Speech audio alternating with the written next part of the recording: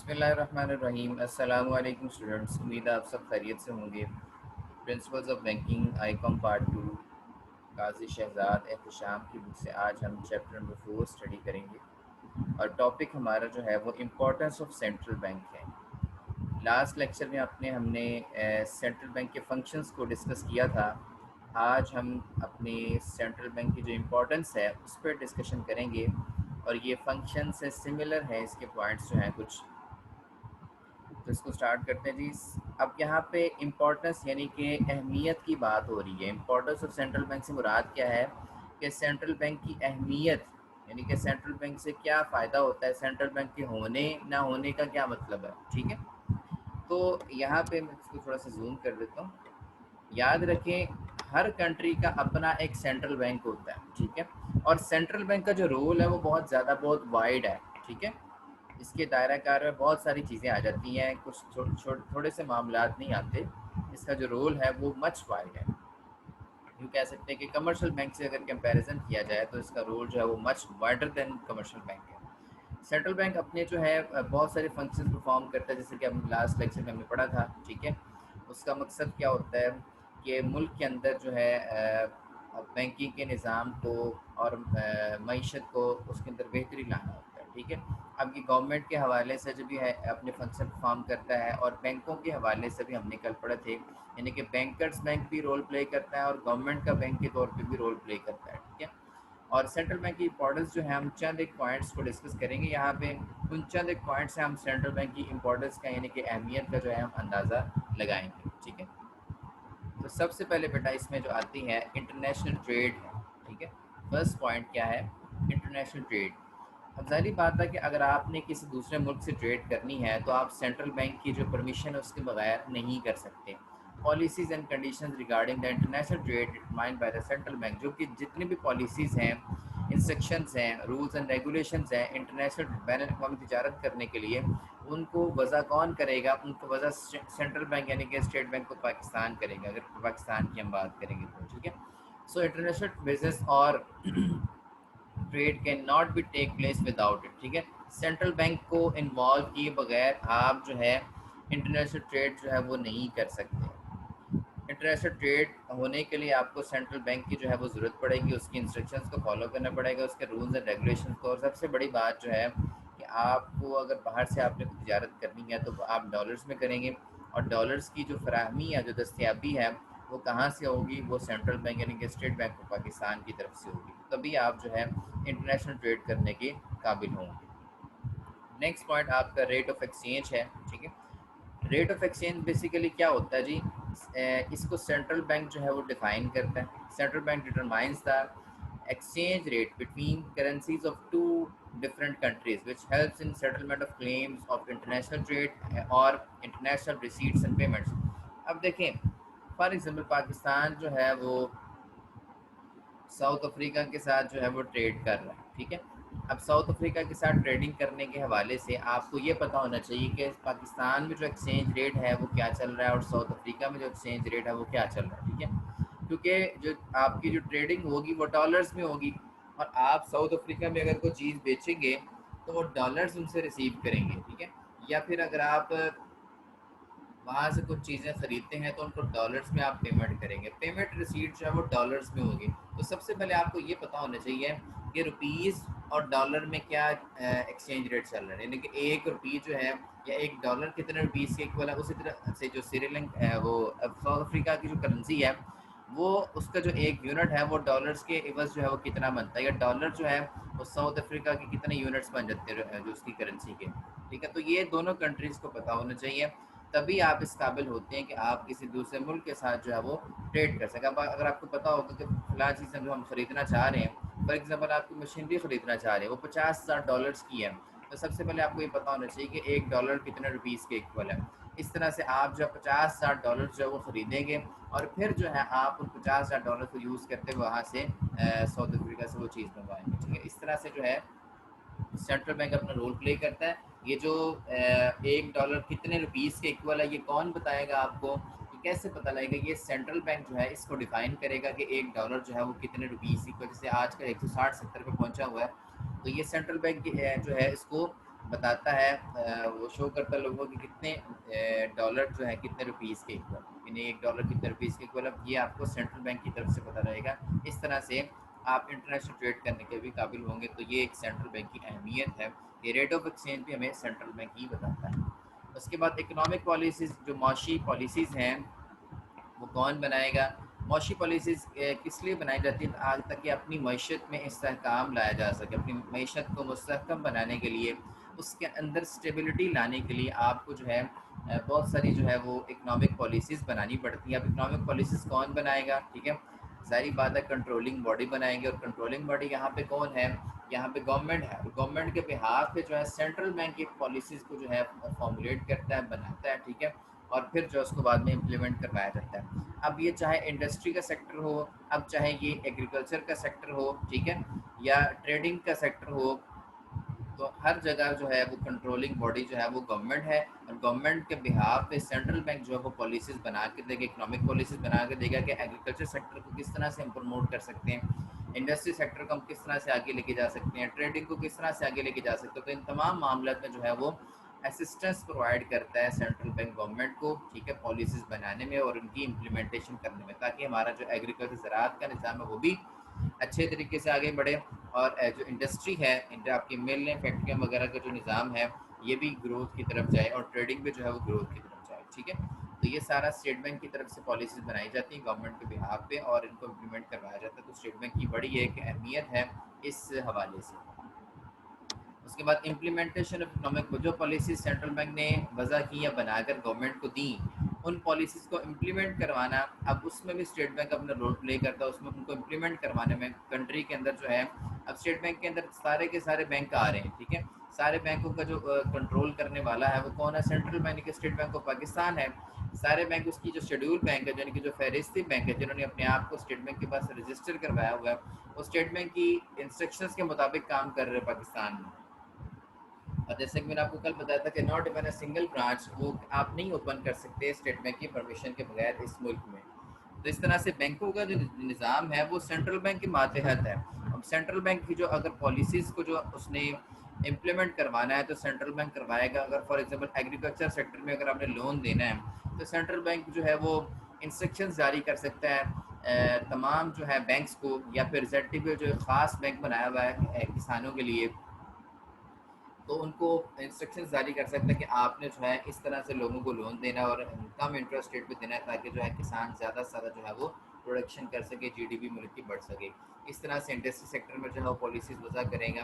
तो ये इन बैंकों के ज़रिए से वो इन पॉलिसीज़ को इम्प्लीमेंट भी करवाएगा सेंट्रल बैंक, यानी कि पॉलिसीज़ बनाने वाला भी सेंट्रल बैंक है, और इनको बैंकों के ज़रिए से वो इम्प्लीमेंट भी करवाएगा। और जो जो इदारे इसके अंडर आएंगे उनके ज़रिए से इन पॉलिसीज़ को इम्प्लीमेंट करवाने की कोशिश करेगा, ताकि जो है मीशत इस्तेहकाम की तरफ जाए। तो इस हवाले से एक सेंट्रल बैंक की अहमियत है। नेक्स्ट पॉइंट है जी सुपरविजन ऑफ बैंकिंग सिस्टम। जैसे कि हम बार बार बात कर रहे हैं, पाकिस्तान में जो बैंकों का निज़ाम है, जितने भी बैंक्स हैं वो सारे सेंट्रल बैंक के अंडर आके काम कर रहे हैं। उसके सेंट्रल बैंक की जो फ्रेम पॉलिसीज़ हैं, जो रूल्स एंड रेगुलेशन जो बनाए हुए हैं सेंट्रल बैंक ने, उनके अंदर रहते हुए उनको काम करना लाजमी है, अगर वो शेड्यूल बैंक्स हैं, ठीक है।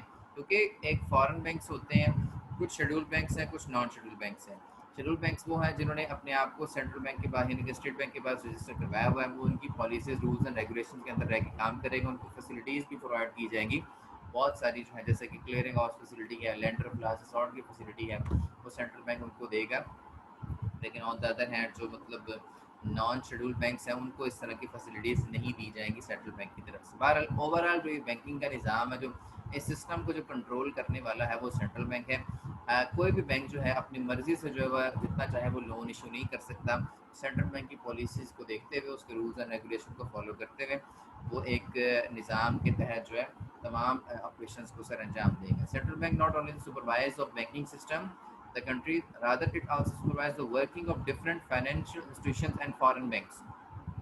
अब जैसा कि यहाँ पे मुख्तलिफ जो फाइनेंशियल इंस्टीट्यूशंस काम कर रहे हैं, अब आप देखिए फाइनेंशियल इंस्टीट्यूशन जो कि पैसों में डीलिंग कर रहे होते हैं, जहाँ पे फाइनेंशियल स्टेटमेंट्स बाकायदा तौर पर बनती हैं, पैसों का लेन देन जहाँ पे जारी होता है, वो फाइनेंशियल इंस्टीट्यूशन, उसमें सिर्फ बैंक्स नहीं आ जाते, ठीक है। इसमें आपकी इंश्योरेंस कंपनीज भी आ जाती हैं, इसमें आपके म्यूचुअल फंड्स भी आ जाते हैं, इसमें आपके इन्वेस्टमेंट बैंक्स भी आ जाते हैं, ठीक है। और इसमें आपके जो है फॉरेन बैंक्स भी आ जाते हैं, ये सारे के सारे फाइनेंशियल इंस्टीट्यूशंस ही हैं, कोऑपरेटिव बैंक्स भी आ जाते हैं। तो कमर्शियल बैंक तो सिर्फ एक कैटेगरी है ना फाइनेंशियल इंस्टीट्यूशन की, तो उसमें फाइनेंशियल इंस्टीट्यूशन में काफ़ी सारे इंस्टीट्यूशन आ जाते हैं। तो इन तमाम इंस्टीट्यूशन की जो कंट्रोलिंग बॉडी है वो सेंट्रल बैंक है। और इसके अलावा जैसे फॉरेन बैंक्स हैं, फॉरेन बैंक से मुराद क्या है कि ऐसा बैंक जिसका हेड ऑफिस जो है वो पाकिस्तान में ना हो, किसी और कंट्री में हो, ठीक है, लेकिन उसकी ब्रांचेस जो है वो पाकिस्तान में अपने ऑपरेशन परफॉर्म कर रही हों, सर्विसेज यहाँ पे दे रही हूँ, जैसे कि सिटी बैंक है, ये फॉरेन बैंक है, ठीक है। उसके बाद अल्फला बैंक है, अल्फला बैंक जो है पाकिस्तान का बैंक नहीं है, ठीक है, अरबियों यूएई जो है उनका बैंक है। तो इस तरह से ये जो है आपके फॉरेन बैंक्स हैं। तो इस तरह से फॉरेन बैंक्स हो जाएं, फाइनेंशियल इंस्टीट्यूशंस हो जाएं, या कमर्शियल बैंक्स हो जाएं, ये सारे के सारे सेंट्रल बैंक के अंदर ही अंडर रह के काम करेंगे और उसकी बनाई हुई जो पॉलिसीज़ हैं उनको फॉलो करेंगे। इस तरह से जो सारा बैंकिंग का निज़ाम है वो स्टेट बैंक के मातहत होगा, उसको वो कंट्रोल करेगा और मुल्क में जो है वो तरक्की लाने की कोशिश करेगा। तो इस तरह से सुपरविजन ऑफ बैंकिंग सिस्टम में भी जो है स्टेट बैंक का बड़ा रोल है। नेक्स्ट जी, कंट्रोलर ऑफ क्रेडिट। जैसे कि मैंने आपको बताया था कि मॉनेटरी पॉलिसी जो सेंट्रल बैंक बनाता है उसमें ये होता है कि वो मुल्क में ये देखता है कि डिमांड एंड सप्लाई कैश की कितनी है, आया कि मुल्क में कैश मज़ीद इशू करने की ज़रूरत है, या फिर मुल्क में ऑलरेडी कैश बहुत ज़्यादा है तो उसको कम करने की ज़रूरत है। तो इसको मद्देनज़र, इसको देखते हुए, डिमांड एंड सप्लाई को देखते हुए सेंट्रल बैंक मॉनेटरी पॉलिसी बनाता है कि आया कि हमें मज़ीद नोट इशू करने की ज़रूरत है, या हमें मार्केट से नोट कम करने की ज़रूरत है, एक्सपेंशन की ज़रूरत है या कॉन्ट्रैक्शन की ज़रूरत है। इसको मॉनेटरी पॉलिसी कहते हैं। सिंपल वर्ड्स में सेंट्रल बैंक जो है वो कंट्रोल करता है float of money in the market. आपको पता कि अगर मार्केट में पैसा ज़्यादा आ जाएगा तो क्या होगा कि पैसे की जो वैल्यू है, वो जो कदर है, वो कम हो जाएगी और इन्फ्लेशन क्रिएट हो जाएगी। अगर दूसरी साइड पे अगर बहुत कम पैसा होगा, लोगों को पैसे की ज़रूरत है, ठीक है, तो पैसे ही अगर बहुत कम होगा मार्केट में, तो फिर जो है इन्फ्लेशन के रिवर्स एक और कंडीशन आ जाएगी जिसको हम कहते हैं डिफ्लेशन, ठीक है। तो इस सूरत हाल से बचने के लिए सेंट्रल बैंक जो है वो पॉलिसी बनाता है, मॉनेटरी पॉलिसी, यानी कि मुल्क में जो है वो क्रेडिट को कंट्रोल करता है, ठीक है। In this regard it responsible to stabilize the monetary system in the country, ठीक है। मॉनेटरी सिस्टम को कंट्रोल करना, क्रेडिट को मुल्क में कंट्रोल करना, ये किसका काम है? सेंट्रल बैंक का काम, ठीक है। क्रेडिट को इशू करना, उसको कम करना, उसको कंट्रोल करना डिमांड सप्लाई के तहत, ये सारा का सारा काम किसका है? सेंट्रल बैंक का सेंट्रल बैंक का है, ठीक है। तो इस तरह से यहाँ इसकी अहमियत है। उसके बाद गाइडेंस टू गवर्नमेंट, गवर्नमेंट को मुख्तलिफ मामलात में, ठीक है, इकनॉमिक मैटर्स में, मौशी मामलात में, ठीक है, गवर्नमेंट को जो एडवाइस करने वाला कौन है? वो सेंट्रल बैंक है, ठीक है। सेंट्रल बैंक जो है एक फिजिकल एजेंट के तौर पे रोल प्ले करता है। फिजिकल एजेंट क्या होता है? कि फिजिकल एजेंट से मुराद ये है कि ये सेंट्रल बैंक जो है गवर्नमेंट को मशवरे देगा, एडवाइसेस देगा कि किस तरह से आप अपना रेवेन्यू बढ़ा सकते हैं और किस तरह से आप अपनी जो एक्सपेंसेस को कम कर सकते हैं और प्रॉफिट में जा सकते हैं। गवर्नमेंट के लिए जो मेन रेवेन्यू है वो क्या है? टैक्स है। गवर्नमेंट का जो डायरेक्ट रेवेन्यू है वो टैक्स ही है। तो इस तरह से सेंट्रल बैंक ऐसी पॉलिसीज़ बनाएगा इकोनॉमिक मौशी मामलात में कि डिफरेंट सेक्टर्स में पूरी इकोनॉमी को जो है वो देखते हुए पॉलिसीज़ जो है वो बना के जो है गवर्नमेंट के सामने पेश करेगा, उसको एडवाइस देगा कि किस तरह से हमारी गवर्नमेंट जो है वो तरक्की की तरफ जा सकती है, किस तरह से हम अपने एक्सपेंडिचर्स को कम कर सकते हैं, किस तरह से हम अपने जो है वो रेवेन्यूज़ को बढ़ा सकते हैं ताकि हम ज़्यादा से ज़्यादा जो है प्रॉफिट जो है वो अर्न कर सकें और हमारा जो टारगेट है एक डेवलप इकोनॉमी बनाने का, उसको हम किस तरह से पूरा कर सकते हैं, डेवलपमेंट की तरफ किस तरह से जा सकते हैं। तो गाइडेंस टू गवर्नमेंट, गवर्नमेंट को जो है ये गाइड भी करता है। उसके बाद नेक्स्ट जो है इंटरनेशनल रिसीट्स एंड पेमेंट्स। देखें, अगर पाकिस्तान ने बाहर से को रिसीट्स लेनी या पेमेंट्स करनी है, ठीक है, तो कंट्री के बिहाफ पे सेंट्रल बैंक जो है ये भी सर्विसेज परफॉर्म करता है। ये भी इसकी अहमियत है कि इंटरनेशनल, अगर बाहर से पैसे लेने के, इंटरनेशनल रिसीट्स का मतलब होता है पैसे जो आपने लेने होते हैं, पेमेंट्स जो आपने पैसे पे करने होते हैं। तो सेंट्रल बैंक जो है कंट्री के बिहाफ पे रिसीट्स भी करता है, ठीक है, और पेमेंट्स भी करता है, ठीक है। इंटरनेशनली जो है जो मामला चल रहे होते हैं कंट्री के, उनमें सेंट्रल बैंक अपना रोल प्ले करता है। रिसीट्स और पेमेंट्स जो है सेंट्रल बैंक करता है अपनी कंट्री के बिहाफ पे। तो ये भी एक इसकी इंपॉर्टेंस है। उसके बाद custodian of foreign exchange. Foreign exchange से मुराद क्या होता है? कि जो आपके पास फॉरेन करेंसी के रिजर्व्स हैं ना, उसको हम कहते हैं फॉरेन एक्सचेंज। जैसे कि हम आजकल जो है वो हम बात करें, पिछले 1-2 साल की बात करें, तो सेंट्रल बैंक के पास जो है फॉरेन एक्सचेंज रिजर्व जो है वो डॉलर के हवाले से वो तकरीबन को 12 मिलियन डॉलर्स हैं, ठीक है, 12 बिलियन डॉलर्स हैं। इतने के रिजर्व हैं। पहले ये जो फिगर 5, 15, 20 पे होती थी, अब ये कम होकर जो 11-12 बिलियन डॉलर्स पे आ गई है। यानी कि इतने डॉलर्स स्टेट बैंक के पास पड़े हुए हैं ट्रेडिंग करने के हवाले से, ठीक है। स्टेट बैंक से लोग लेते हैं और बाहर से इम्पोर्ट करवाते हैं। तो ये जो इस कस्टोडियन का मतलब क्या होता है, मुहाफिज।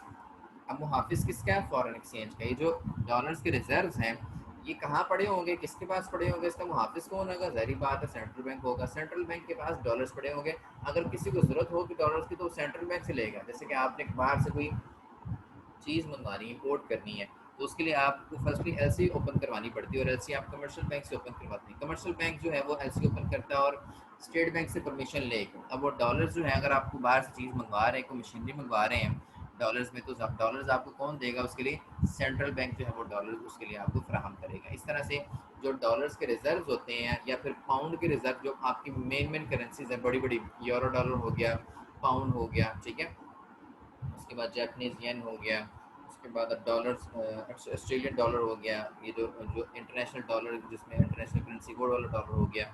तो ये तमाम जो मेन करेंसीज हैं ये कहाँ पड़ी होंगी, या रियाल हो गए, ठीक है, जहाँ लोगों का बहुत ज़्यादा जाना सऊदीया में। इस तरह के जो मेन करेंसीज हैं उनके रिजर्व्स कहाँ पड़े होंगे, सेंट्रल बैंक के पास पड़े होंगे, वहाँ महफूज होंगे। अगर किसी को चाहिए होंगे तो वहाँ से लिए जा सकते हैं। तो इस तरह से ये फॉरेन एक्सचेंज का भी मुहाफिज है, कस्टोडियन है सेंट्रल बैंक की, इसकी अहमियत है। उसके बाद international monetary system. International monetary system से मुराद क्या है कि central bank is not only the representative of the country, country का, मुल्क का सिर्फ नुमाइंदा नहीं है इंटरनेशनल मॉनेटरी सिस्टम में, but it also tries its best to stable the country's credit system and keep the government well inform about the international monetary matters, ठीक है। बैन अवी तौर पे जो पैसों के मामलात हैं, माली मामलात है, ये माली हालात हैं, ठीक है, ये माली कंडीशंस हैं, उनसे ये आगाह रखता है अपनी गवर्नमेंट को, ठीक है। ये सिर्फ अपने अपने मुल्क का नुमाइंदा नहीं है आपके इंटरनेशनल बैन अवी जो मॉनेटरी सिस्टम उसमें, बल्कि ये जो है उसके वहाँ पर जो हालात चल रहे हैं, वहाँ पर जो क्रेडिट सिस्टम चल रहा है, और वहाँ पे जो माली हालात की कंडीशंस हैं, तो डिमांड एंड सप्लाई के हवाले से जो बातें हैं, ये सारे के सारे जो है उससे उससे अवेयर रखता है अपनी गवर्नमेंट को। अपनी गवर्नमेंट को सारे के सारे हालात से वाकिफ़ रखता है, गवर्नमेंट को सारे के सारे हालात से आगाह रखता है, ठीक है। सारी बातें बताता है कि क्या इंटरनेशनल मार्केट में जो है चेंजेस आ रही हैं, मॉनेटरी सिस्टम में जो चीज़ें हो रही हैं, कुछ चेंजेस आ रही हैं, ठीक है, उनके बारे में आगाह रखता है मुल्क को, ठीक है। तो ये भी एक इसकी इंपॉर्टेंस है। उसके बाद एक सर एडवांसिंग पॉलिसीज़। एडवांसिंग से मुराद क्या होता है, लोन देना, किसी को कर्ज देना। Central bank make the policies of the advancing in the country according to which commercial banks and other financial institutions issue loan, ठीक है। moreover it also fixes the rate of interest on loan and profit on the accounts। तो central bank जो है वो मुल्क में जितने banks काम कर रहे हैं, कि कमर्शियल बैंक्स हो या फाइनेंशियल इंस्टीट्यूशन जो कि लोगों को लोन वगैरह प्रोवाइड करते हैं। एडवांसिंग के लफ्ज़ से आपको पता चल जाना चाहिए हम यहाँ पे लोन की बात कर रहे हैं, ठीक है। अब लोन जो है वो लोगों को किस तरह से दिया जाएगा, कितना दिया जाएगा, और उसके ऊपर क्या रेट ऑफ इंटरेस्ट लोगों को दिया जाएगा, ठीक है। या अगर लोगों ने अपनी इन्वेस्टमेंट स्कीम है मुल्क में बैंकों में, तो उसके ऊपर, उन अकाउंट्स के ऊपर जो है वो कितना प्रॉफिट लोगों को दिया जाएगा। तो ये सारी की सारी चीज़ें जो हैं वो किस तरफ से आती हैं, ये सेंट्रल बैंक की तरफ से वज़ा की जाती हैं, और इन्हीं इंस्ट्रक्शंस की बेस पे जो है कमर्शियल बैंक जो है आपकी कंट्री में काम कर रहे हैं। इन्हें कमर्शियल बैंक जो एडवांसेस लोगों को देंगे वो स्टेट बैंक की इंस्ट्रक्शंस के मुताबिक देंगे, और एडवांसेस के ऊपर जो लोन, उस लोन के ऊपर जो इंटरेस्ट लोगों से लिया जाएगा वो स्टेट बैंक की इंस्ट्रक्शंस के मुताबिक ही लिया जाएगा, ठीक है। तो यहाँ पर भी जो है एडवांसेस को, लोन्स को कंट्रोल करने में भी जो है सेंट्रल बैंक की अपने किरदार अदा करता है। बाज़ वक़्त ऐसा होता है कि मुल्क में बहुत ज़्यादा पैसा ऑलरेडी आ चुका होता है, ठीक है, तो उस सूरत हाल में लोग लोन जो है ना लोगों को मज़ीद नहीं दिया जाता। एक ऐसी, फॉर एग्जांपल, एक ऐसी सिचुएशन आ गई कि मुल्क में हर बंदे के पास पैसा ही पैसा आ गया। अब इस सूरत हाल में अब क्या होगा, इन्फ्लेशन क्रिएट हो रही है। सेंट्रल बैंक क्या करेगा, बैंकों को इंस्ट्रक्शंस देकर, भाई अब आपने लोन मज़ीद किसी को इशू नहीं करना, क्योंकि ऑलरेडी मुल्क में बहुत ज़्यादा पैसा है। अगर मज़ीद लोन इशू करेंगे तो मज़ीद पैसा आ जाएगा, और मज़ीद पैसे की वैल्यू कम होगी, इन्फ्लेशन आ जाएगी। इस सूरत में वो बैंकों को रोक सकता है कि लोन आपने नहीं देना, और अगर देना भी तो हाई रेट ऑफ इंटरेस्ट पे देना, ताकि हर बंदा लेने से पहले 10 दफ़ा सोचे कितना महंगा लोन मिल रहा है, इतना ज़्यादा इंटरेस्ट नहीं देना पड़ेगा। इस तरह की पॉलिसीज़ बना के वो जो है मुल्क में जो पैसे का जो फ्लो है, जो उसकी एक्सपेंशन है, उसको कंट्रोल भी कर सकते हैं। तो डिफरेंट स्कीम्स वगैरह वो बनाता है मुल्क में, जो मॉनेटरी सिस्टम को, पैसे के बहाव को, उसकी उसकी बड़ी हुई मकदार को या कम हुई मकदार को कंट्रोल करने के लिए, ठीक है। बहरहाल आपने बस ये याद रखना है कि एडवांसेस के हवाले से जो पॉलिसीज़ हैं वो सेंट्रल बैंक की तरफ से होती हैं, लोगों को लोन देने के हवाले से, और लोन के ऊपर जो इंटरेस्ट है वो सेंट्रल बैंक की तरफ से जो इंस्ट्रक्शंस दी थी कमर्शियल बैंक्स को या फाइनेंशियल इंस्टीट्यूशन को, और फाइनेंशियल इंस्टीट्यूशन या फिर कमर्शियल बैंक जो है उसके उन्हीं इंस्ट्रक्शंस के अंदर रहते हुए काम करते हैं मुल्क में। उसके बाद बैंकर्स बैंक की हमने कल एक फंक्शन पढ़ा था कि सेंट्रल बैंक जो है बैंकर्स बैंक के तौर पर रोल प्ले करता है। बैंकर्स बैंक से मुराद क्या है कि बैंकों को फैसिलिटीज़ प्रोवाइड करता है। ठीक है, बैंकों को सेंट्रल बैंक कैसी फैसिलिटीज़ प्रोवाइड करता है, जैसे कि आपको कल बताया था क्लियरिंग हाउस फैसिलिटी है। उसके बाद बैंकों ने अगर कोई बिल ऑफ एक्सचेंज डिस्काउंट करवाना है उसकी फैसिलिटीज़ हैं, या उनके जो रिजर्व्स मेंटेन करने हैं कैश रिजर्व उसकी फैसिलिटीज़ हैं। ठीक है, या फिर लेंडर ऑफ लास्ट रिसॉर्ट है। आखिरी पनागा के तो मैंने कि बैंकों के पास अगर कैश की कमी हो जाए, कोई ऐसी सूरत हाल आ जाए, तो बैंकों को कैश कौन देगा, तो सेंट्रल बैंक ही देगा। तो ये हमने इसको डिटेल से कल हमने डिस्कस किया था, बैंकर्स बैंक वाला फंक्शन जो हमने थर्ड वाला फंक्शन पढ़ा था उसमें। ठीक है, तो बैंकर्स बैंक के तौर पर भी ये रोल प्ले कर दूसरे दूसरे बैंकों को भी फैसिलिटी, जहाँ ये गवर्नमेंट को फैसिलिटीज़ देता है वहाँ ये दूसरे बैंकों को भी, जो कमर्शियल बैंक्स हैं या फाइनेंशियल इंस्टीट्यूशंस हैं, उनको फैसिलिटीज़ फ्राहम करते हैं। तो ये इसकी अहमियत थी। तो आज का टॉपिक जो है यहाँ ख़त्म होता है। तो that's all about today's topic. If any question, अगर कोई भी आपका क्वेश्चन है तो आप जो है वो पूछ सकते हैं।